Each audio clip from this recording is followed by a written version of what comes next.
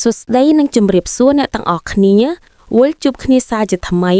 ថ្ងៃនេះយើងមកបន្តមេរៀនយើងបន្តទៀតតោះមករៀនពាក្យសំខាន់ក្នុងមេរៀន简历简历ប្រែថា CV ពាក្យទី2姓名姓名ប្រែថាឈ្មោះពេញពាក្យទី3អានថា背景背景ប្រែថាប្រវត្តិពាក្យទី4អានថា语言语言ពាក្យនេះប្រែថាភាសាចូលដល់ពាក្យទី5បន្តទៀត性格性格ប្រែថាអត្តចរិត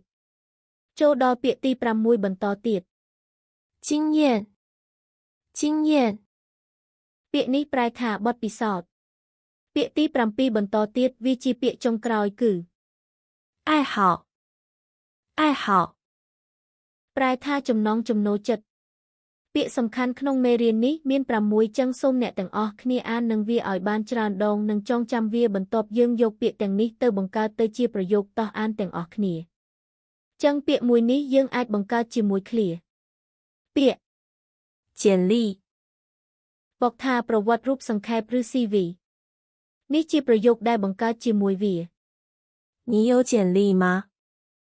你有简历吗ឃ្លានេះប្រែថាតើអ្នកមាន CV ទេពាក្យ你អ្នក有មាន简历ប្រវត្តិរូបសង្ខេបឬ CV 吗ជាពាក្យប្រើសម្រាប់ចុងប្រយោគសំណួរ你有简历吗ប្រយោគនេះប្រែថាតើអ្នកមាន CV ទេតោះបន្តទៅឃ្លាទី2ពាក្យ姓名ប្រែថាឈ្មោះពេញចឹងតោះមកមើលប្រយោគប្រើជាមួយវា你贵姓你贵姓ប្រយោគនេះប្រែថាអ្នកត្រកូលអ្វីពាក្យ你អ្នក贵姓ត្រកូល你贵姓ប្រែថាអ្នកត្រកូលអ្វីតោះយើងចូលដល់ប្រយោគទី3ពាក្យ背景ប្រែថាប្រវត្តិតោះមកមើលពាក្យនេះប្រើជាមួយប្រយោគ学习背景学习背景ប្រែថាប្រវត្តិសិក្សាពាក្យ学习សិក្សា背景ប្រវត្តិ学习背景ប្រែថាប្រវត្តិសិក្សាយើងចូលដល់ប្រយោគទី4ពាក្យ语言语言ប្រែថាភាសាតោះមកមើលពាក្យនេះប្រើជាមួយប្រយោគ你会说几个语言你会说几个语言ប្រែថាតើអ្នកចេះនិយាយប៉ុន្មានភាសាពាក្យ你អ្នកពាក្យនេះយើងរៀនរួចហើយនៅពាក្យកន្លងមក会ចេះ说និយាយ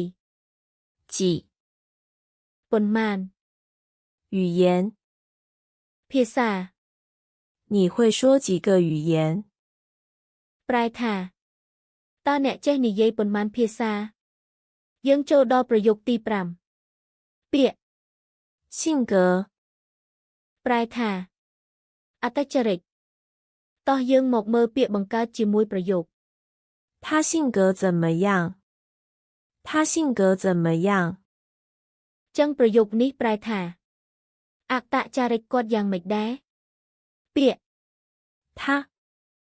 គាត់性格អត្តចរិត怎么样យ៉ាងម៉េច他性格怎么样ប្រែថាអត្តចរិតគាត់យ៉ាងម៉េចដែរចូលដល់ប្រយោគទី6ពាក្យ经验ប្រែថាបទពិសោធន៍ពាក្យបង្កើតជាឃ្លា你有工作经验吗你有工作经验吗បកថាតើអ្នកមានបទពិសោធន៍ការងារទេពាក្យ你អ្នក有មាន工作ធ្វើការងារ经验បទពិសោធន៍吗ប្រើសម្រាប់ប្រយោគសំណួរ你有工作经验吗ចឹងឃ្លានេះមានន័យថាតើអ្នកមានបទពិសោធន៍ការងារទេតោះយើងចូលដល់ប្រយោគទី7ពាក្យ爱好ប្រែថាចំណង់ចំណូលចិត្តតោះមកមើលឃ្លាក្នុងប្រយោគ你的爱好是什么你的爱好是什么ឃ្លានេះបកប្រែថាចំណង់ចំណូលចិត្តអ្នកគឺអ្វីពាក្យ你អ្នក的